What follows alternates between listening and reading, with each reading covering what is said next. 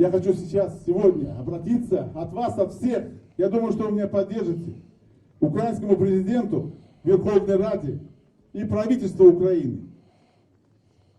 Дайте, наконец, коренному народу в законодательном плане, в форме закона, быть коренным народом в составе Украины.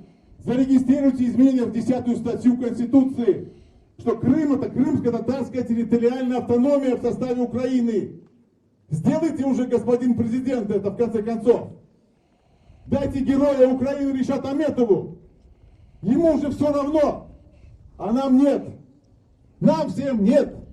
Всем гражданам Украины нет. Ему вынули позвоночник русские оккупанты. Отрезали половые органы и выкололи глаза.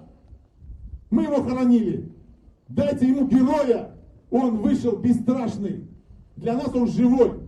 А для его семьи они будут знать, что здесь материк, власть Украины поддерживает патриотов. Чайгоза семье.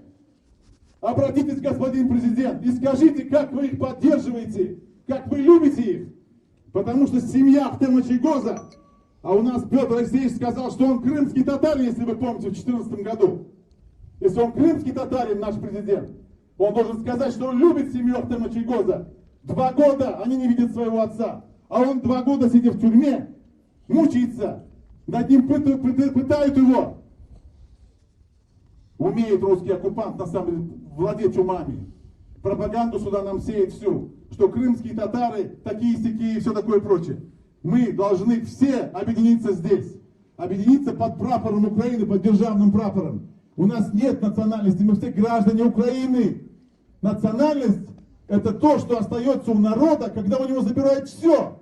Национальность, так говорил Черчилль великий. И хватит подписывать с Россией договора, хватит торговать с русней. Господин президент, услышьте, вот вам 17-й год, последний год на все это дело. Если вы не сподобитесь это сделать все, сделаем это мы тогда, народ Украины. Честь имею. Слава Украине!